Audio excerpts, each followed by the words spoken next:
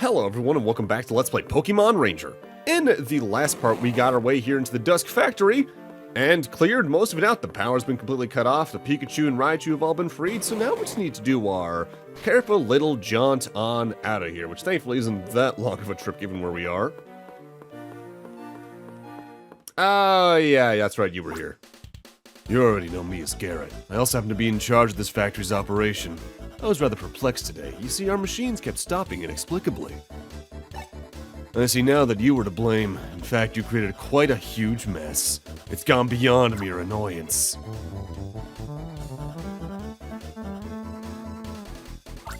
Caesar, teach them a lesson they won't soon forget. Oh god, they're pulling a Super Mario RPG? Caesar is just out and out a more dangerous Scyther. It's, I think, faster, it does more damage, all that jazz, and it takes more loops. Being a Steel type, it is a little harder to find a weakness for it compared to the Bug type, but you can find one along the way, like the Machokes, because Steel is weak to fighting. And I want to say the way that the Fighting Pokeassist gets stronger against Steel group Pokemon in this game is that it does 3 loops instead of 2, I want to say? Something like that. It can be a little bit of a rough fight, but it's also one of those that is, if you have the right Pokeassists or you're very fast at looping, it is over pretty quickly. It's when they get up to like 15 loops plus the boss fights get annoying. Caesar dashes around with intense speed. Its pincers can cut through anything.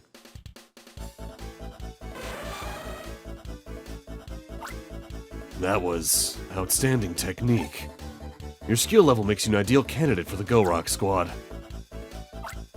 As you've already guessed, this factory's been producing replicas of the Professor's Super Styler. While the loss of the factory hurts, the actual damage is minimal.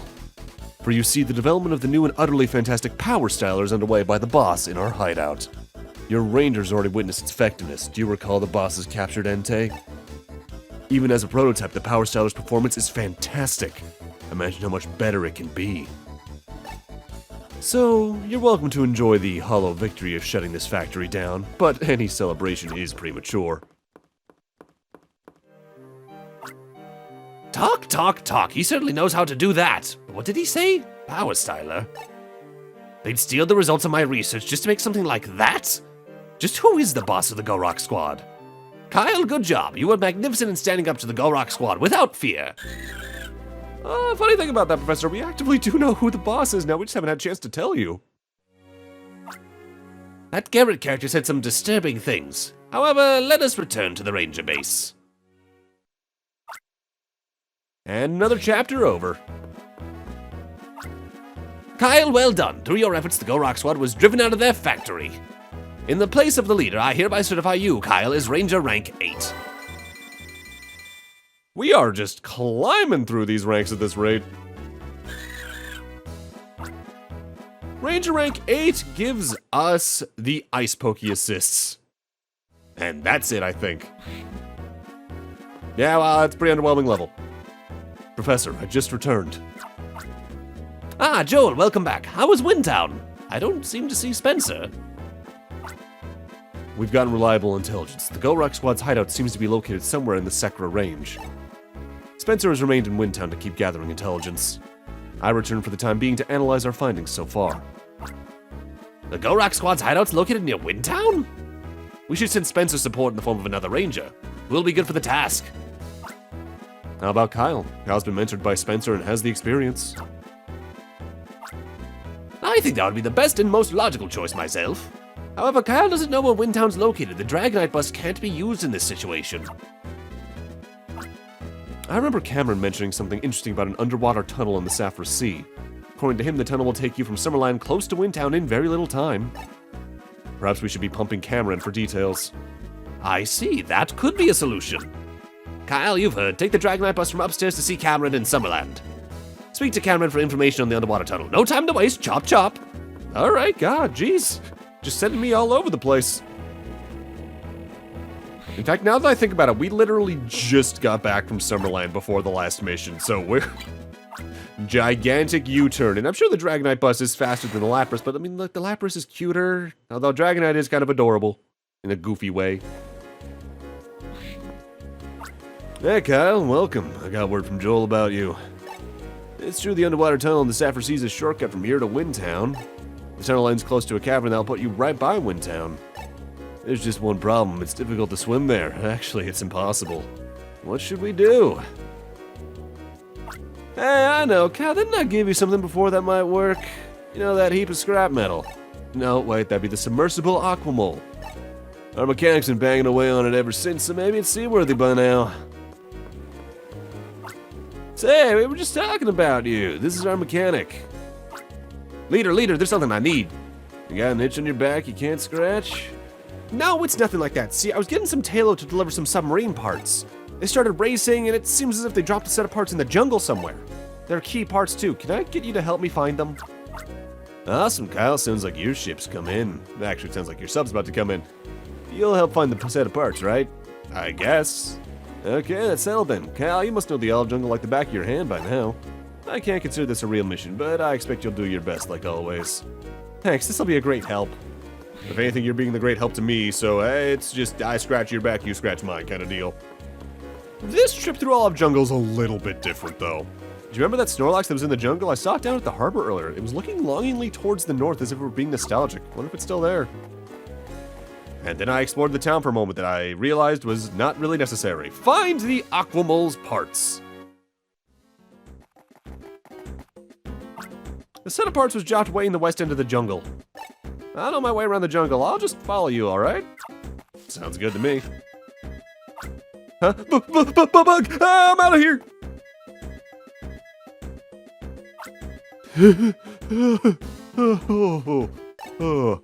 I forgot to mention it, but I just can't stand bug group Pokemon. If one touches me, I'll be off and running like a cartoon character, and I'll likely end up back here. I'm not kidding. I really will split and run. He's not kidding. If you get touched by a bug-type Pokemon during this trip, I believe you're sent back to the very start of Olive Jungle, no matter how deep into the area you are. And get this, the area we have to go in is filled with them. Because we now need to go past where the Snorlax used to be. And look, there's more Beautifly, so again, I forgot where they were. There's Venonats, there's Cascoons, or those Silcoons. And Ariados, this is a avoidance game. And if it's an aggressive Pokemon like an Ariados, they will try to chase you down. And at that point, you're just out of luck if you get touched. It's not a very long trek to compensate, thankfully. Also take the vines here, the right path just leads towards a Bayleaf, I believe. And here we are at the end of this path. There it is, there's the missing set of parts. Oh, that poor Magikarp. Oops. I kicked a Magikarp. I don't blame the Magikarp for getting angry with me. This is my responsibility. Will you let me handle this? Sure. Things have now escalated. I don't blame the Gyarados for getting angry with me. But this is way out of my league. Can you handle this for me? Sure. Don't throw things into the pond. Protect nature and your reputation. Summerland Tourism Bureau. Alright, next boss for Magikarp and a Gyarados. The Magikarp aren't much to write home about because, get this, they're Magikarp. They only flop about. I don't even think they have an attack that can do anything besides break the capture line. And because they're all water group, you can easily stun them with Minun. Gyarados takes a fair amount of loops, but it's honestly one of my favorite bosses in the game because it's large, it telegraphs its attacks well, and its attack is otherwise pretty easy to dodge because it's the giant water streams that go all the way across the screen, and it does several in a row, so you can even, in the break, get an extra loop in if you're being greedy. Just make sure your capture line isn't in the way because, again, pretty decent damage. Ow. I like this fight a lot. It's one of the few boss fights in the game I genuinely adore because it feels good. Notably, this is the same sprite as Gyarados we saw back at the Jungle Relic, of course. But in the code, there's a different sprite type for Gyarados. It's a segmented body that would crawl along the screen, which implies that at some point, Gyarados is going to have a very different boss fight, probably closer to the next boss fight we're going to be doing at the end of the day. Which is an interesting idea, but I think I ultimately prefer this fight on the whole, because the other type of boss fight is a pain in the ass.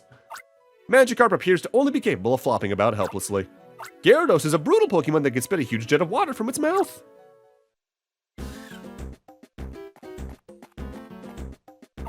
I've been hearing about you, but you're better than I thought. That loop loop yank thing, that was pretty impressive. Oh yeah, the parts.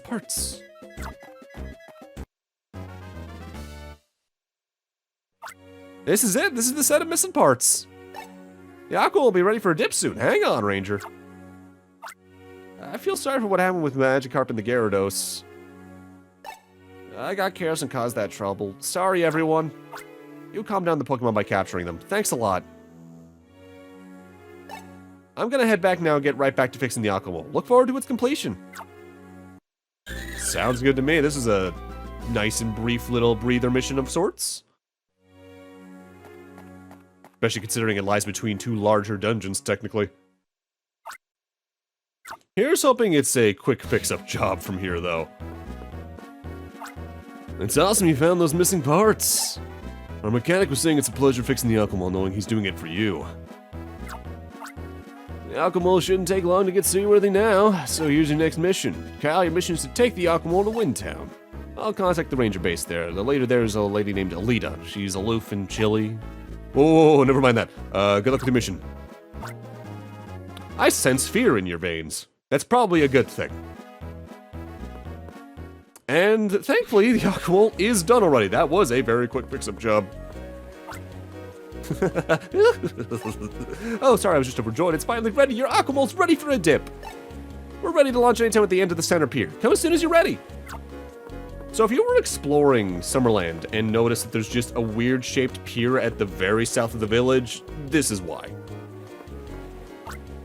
Ta-da! The Aquamole's resurrected. I polished it so it's like brand new. I programmed the autopilot system where the later said, so it'll just take you there. I also made room so your mining can ride too. I mean, I would hope you did, otherwise where would they sit? I mean, I guess on my lap, but I feel like if it's like a small thing, there's probably not a lot of room for him there. Also, it looks like he's not even sitting, he's on like your shoulder. From Cameron to Kyle, how was your Aquamole voyage? I hope it was pleasant at least. When you make land, go through the Panula Cave and head for Windtown. I also got a message from a mechanic for you. The Aquamole was loaded with only enough fuel for a one-way trip. It was my oversight, sorry. So there you have it. It's pretty klutzy, if I might say. So how are y'all gonna get this thing back there then? Because that seems like it'll be one hellscape of a way to get it back. That's a lake! How'd you make a weird boat here? Huh? This lake's connected to the sea outside, you're saying? No wonder the fishing's so good.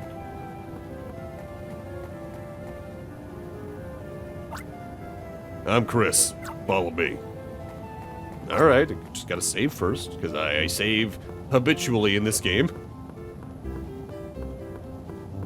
Find it weird that his sprite and other NPC sprites are allowed to go downstairs smoothly, but we, like, don't go down at all, as you saw there. Pedestal stalagmites. Enjoy the passionate giant dancing of Jinx on these naturally formed stages. This area is weird in that there's a bunch of little platforms you can jump down on like it's an active, like, main series Pokemon cave. And you can do that if you want to capture a Jinx right now, or a Golbat even. But, there's ways you can do that down the line in this dungeon anyway, so I just avoid doing that for now. Otherwise, it's time for a Snow Run. Relatively fast-moving Pokemon despite its size, and its main attack is a pretty long-reaching Ice Breath attack that also waves left and right a little bit, so you're kind of not safe when it attacks unless you're actively behind it with the capture line and disc, so be a little careful. Snorunt tosses ice rings that can shatter small rocks. This dungeon is another one that walled me for a little bit when I was younger, but not because of the dungeon itself. It's another case where the boss fight at the end of it was just so rough. Hurry. Lots of tremors lately. Yeah, we've been seeing that across the game even. Albeit it's probably for different reasons here. So while the Panula Cave is an ice area, there's not much in the way of usual ice physics. That Steelix is asleep. It's in the way. You go into that door to the right, there is a Steelix right there, but if you tap it, you can see you need a high-level water move in order to wake it up. So we now have to go looking for one. Ooh, and there's a Soul Rock, and it flew over those spikes, so we can't get it. Thankfully, over here is just the Pokemon we're looking for. This is a Poliwrath. One of my favorite Pokemon in the game for Poke Assists, because it's a very high-level water Poke Assist. I know, usual stuff for me there. Its attack is the same as Poliwag and Poliwhirl, though. It's a large water jet that goes about 2 body lengths away from it and does decent damage. Since you have Minun with you at all times, though, it's very easy to stun in a regard to catch it quickly. Poliwrath blasts surging jets of water with tremendous force. And there's also some Poliwhirls here, which, you know what, I will take because, water Pokey assists. Can't get that Wobbuffet up there, though. Actually, maybe you can get that on your first visit here if you go out of the way to backtrack in some cases, but I don't do it. For now, though, it's time for Solrock. I think this is the first appearance of this attack type. Yeah, it does the flashbang I thought Curlia could do earlier in the game. That attack is both a visual stunner to keep you away from the Solrock, but it does actively damage as well. Solrock seemingly wobbles in midair. Its whole body flashes to impede capture. The flash can do damage, especially close by to the Solrock's body. I think that's actually the only room in the game Solrock is to, now that I think about it. Alright, there's the Steelix, so just grab your Poliwrath and use it against it. I think I remember asking my brother to wake me up like this once, and they actively did. Just squirting a water bottle in my face. Was that my parents? I actually forget. Either way, I was angry before I remembered, oh wait, I asked for this literally. Good going. Let's move. I think that was late college for an online exam or trying to get a pre-order in on some game during college. It's been a little bit. Or was it for a Nintendo Direct? Either way, something like that. Now, though, we got another new Pokemon. This is Dusclops. I think this is still a Ghost-type Pokemon that can try to capture your Pokemon if it touches them actively in battle, or outside of battle, but it's such a large and slow Pokemon in comparison to, like, Ghastly, it doesn't really get a chance to do that. Its attack is the same as Ghastly's, though. The very slow, very large projectile that moves all the way across the screen and eventually just leaves it. Not a very hard Pokemon to capture, but it's worth grabbing because the Ghost-type Poke Assist can be one that's useful coming up. Dusclops slowly but inexorably comes closer. Watch for its big orb attack. Alright. Oh no, there's another Solrock right here. Forgot about that.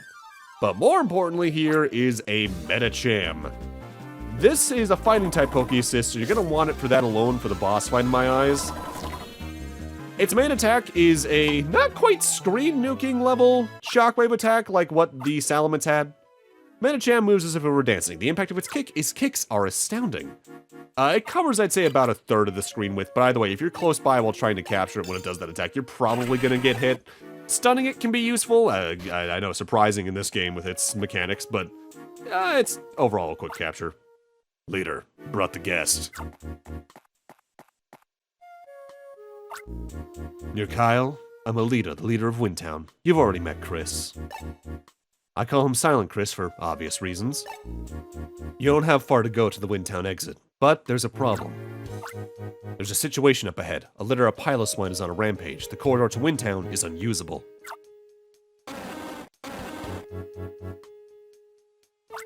I think it's from the tremors, but a baby Swinub got separated from the Piloswine litter. If the Swinub is found and returned to the litter, the Piloswine should calm down. I have to investigate the cause of the tremor, so I'd like you to deal with the Piloswine litter. Leader, on the way there was a rarely seen... There was a Steelix. That must be causing the tremors. Chris, guide me there, please. Alright, mission within a mission. But also, there's another new Pokemon to grab here. This is Glalie. Glalie is honestly a pretty hard Pokemon to capture, not for the amount of loops it takes, but because its attack is fast and comes out quick to begin with, too, because it's Aurora Beam and it's another version of the Water Jet, essentially. It's not too bad on its own, but in groups it can be a little rough. If it spots a ranger, Glalie gives chase. Its Icy Beam is terribly powerful. Yeah, I think it also does do decent damage from memory now I think about it. Well, there's the Swinub. We just have to figure out how to get there. Herein lies the gimmick to this dungeon of sorts, as well as a new Pokemon. Another favorite of mine, Golbat's. Golbat's attack is kind of annoying in that it flies around very quickly for a short period of time and spews out tornadoes at seemingly random. It usually does about 3 of them. And if those tornadoes are anywhere near you when you're looping, well, that's obviously damage, so be careful. Crobat is technically the harder Pokemon in the line to capture, but Golbat shows up so rarely I'm actually less prepared for it, technically. With large wings that can cloak its body, Golbat can whip up gusting winds. Also the rare Gust-type field move now that I think about it, so if you're looking to get certain Pokemon down the line, it's nice to have one of those eventually. But herein lies the actual gimmick for the area.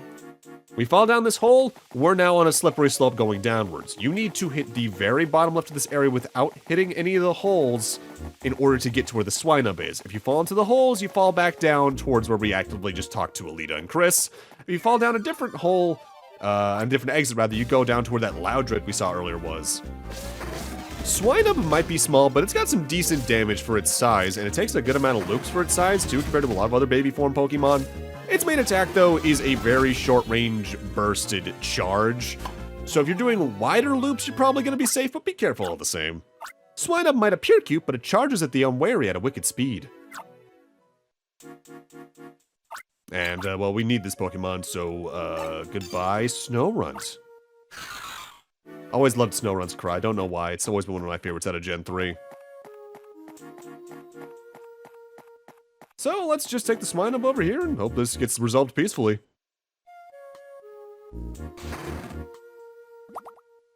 That's promising. Hey, there we go, that worked out.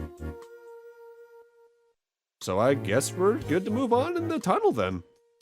This is Panula Cave, by the way, I haven't mentioned that yet. That's the actual name of this area, you're gonna need to know that eventually. And now we can actually capture ourselves a Piloswine, ow! So Piloswine's attack is a charge just like Swinub. It just does more damage, and I think goes for a little further? And it takes, I think, more loops. Yeah, 7 loops total as opposed to 5. Not a very dangerous Pokemon, but it's worth capturing in some scenarios for its field move, because I think it's a level 2 strength type, so it can knock things down, it can knock things out of trees, all that jazz. Again, it is partially due to the length of the game compared to a mainline RPG entry for the series, but I really do appreciate how quickly they throw different varieties of Pokemon at you here in the Ranger Trilogy period. Ranger 1's good about that, I remember Almia being very good about that. Guardian Signs I remember being a little worse than Almia about that, but still generally good. With incredible speed, Piloswine charges anyone it notices, be wary around it. Oh, it's level 3 strength, so it's even better, I forgot about that. But with that, I'm gonna need to end this off here. Thank you guys for watching, and in part 14, we're going to be exiting the Panula Cave and finally reaching Windtown. See you guys then.